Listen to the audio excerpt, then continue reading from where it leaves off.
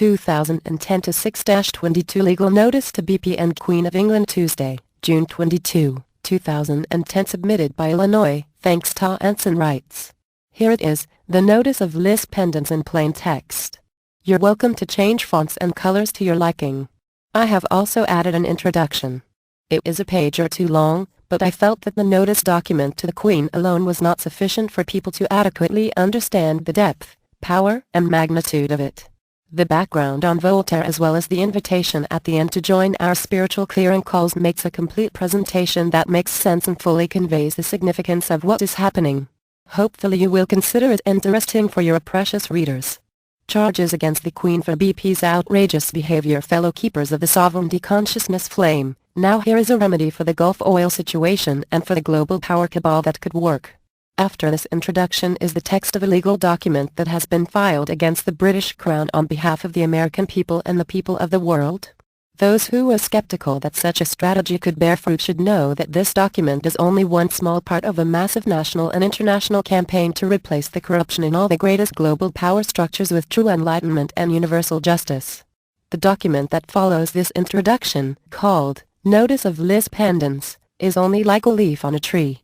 It has many branches, a giant trunk, and deep roots behind it. Therefore those who are skeptical should realize that this document is only being published to begin the process of disclosure to the world of a deep and massive mission that has been developing for many years. Millions of light workers who have been wishing and working for the removal of the rule of evil, have been predicting the arrests of corrupt bankers and politicians. Most have been unaware of the exact identities of the White Knights who are bringing this about. Most have been unaware of exactly how those arrests might happen, or who would organize it, other than abstract, invisible, and unknown mysterious masters. Yes. So true and fair enough. But who are the Earth allies of these masters? Who are the human beings, the ground crew, the 3D divine movers and shakers who are actually getting it done? This mission is masterminded by our good friend Charles Miller and partners. He does not work for this global transformation under the specific name of NSRA or any other single organization or ideology. He is connected with none of them. He works entirely independently. We call him Voltaire, in honor of the powerful 18th century French liberator and freedom philosopher. This friend affectionately known today as Voltaire is entirely self-taught, having decades ago read the entire United States Code from beginning to end about the size of the Encyclopedia Britannica, the Code of Federal Regulations, the United States Constitution and other founding documents, the Federal Rules of Criminal Procedure, the Federal Rules of Civil Procedure, various state constitutions, American jurisprudence, Federal Reporter volumes, the Uniform Commercial Code, and countless other volumes of law and history. He further remembers what he read, with a photographic memory and proves it by an astounding ability to quote code numbers, sections, and content verbatim. Spiritually, he is likewise gifted. He sees auras, senses entities, understands and experiences the higher dimensions, has direct contact with universal consciousness, and has devoted his life to the divine presence of singularity known as the center, core, and essence of all religions and sciences. Born in Wyoming and raised in Montana, Voltaire has lived in many Western states and traveled the world. He is the original author of many constitutional, jurisdictional, and commercial law documents that were later spread throughout the American patriot and freedom movements, and in many cases were copied under the names of other authors without credit to Voltaire. He was one of the first in the country to figure out the remedies in lex mercatoria, law merchant, procedures, and thus was among the original researchers and authors of the commercial enforcement strategies. Combining this knowledge with his clarity in citizenship and the independent status of sovereignty of the American individual over the Republic, the Constitution, the federal government, and the laws which we created, he was easily able to guide dozens of people to victories against corrupt officials in the IRS and other agencies of the private Federal Reserve and the public federal and state governments.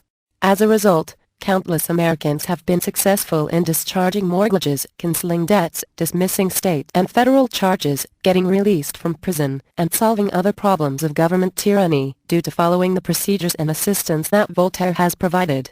For example, to attack the abuses of government in the state of Washington in 1994, he successfully coordinated for filing a commercial lien against corrupt officials who had not filed their legally required oaths of office with the Secretary of State. The lien amounted to $45,000 each for every human being in Washington. 400,000 plus people signed on to it, many of whom were able to discharge mortgages, taxes, and other debts as a result. Voltaire himself successfully converted a small portion of the lien to a six-figure sum in cash, in partial compensation for his work. That campaign so frightened the corrupt officials that they invented the term, paper terrorist, in fear of Voltaire, and enacted legislation making it a criminal offense to file liens against public officials. This later got adopted nationwide as federal law, but what is funny about it is that it only criminalizes filing false liens, that is liens on false pretenses without proper legal cause and properly established paper trail.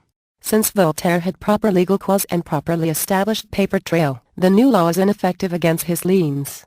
During July 16-17, 1995, Alphonse D'Amato, head of the Washington Senate House Banking Committee, found in committee hearings that what Voltaire was doing was a loophole, and that if they closed the loophole they would have to shut down all the banks. Senate Bill 1009, in 1995, Voltaire and his affiliate Leroy Schweitzer further developed lien instruments which were successfully negotiated by Voltaire in Indonesia for a very large amount in gold coins and gold bars via HSBC Bank in Hong Kong. Also in January 1995 Voltaire wrote the Quo Warranto for the state of Texas, which was served on George W. Bush, who was then governor of Texas. That is the document which officially made Texas a republic, acknowledged by the Secretary of State. It is rumored that this action greatly frustrated the senior George H.W. Bush, who was angry at his son for letting it slip through. In 1996 Voltaire successfully converted other very large lien instruments to gold via Credit Suisse in Geneva. In 1997-98, Voltaire's court filings set the forces in motion which later in 2002 caused the Law Revision Committee for the United States Code to alter their criminal rules.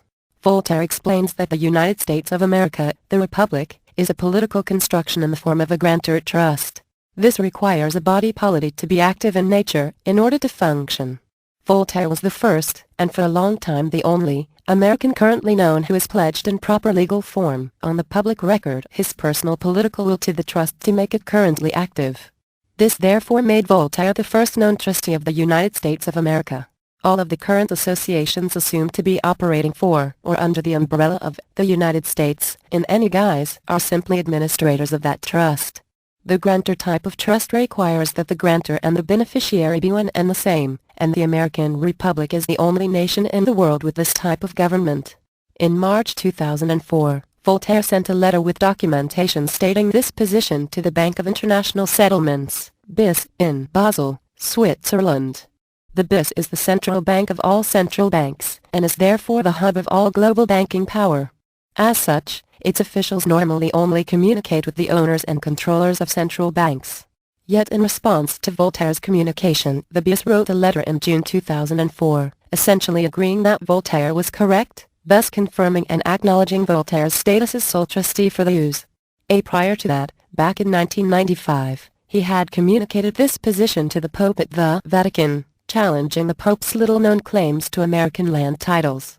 As a result, the Pope became very ill after that. Voltaire has applied his ever-expanding mastery of commercial, legal, and spiritual skills to target corruption, to liberate the powers of earth from it, and to create systems for honest, harmless, and sincere individuals everywhere. Accordingly, his company is called Individual Resolution Systems, LLC.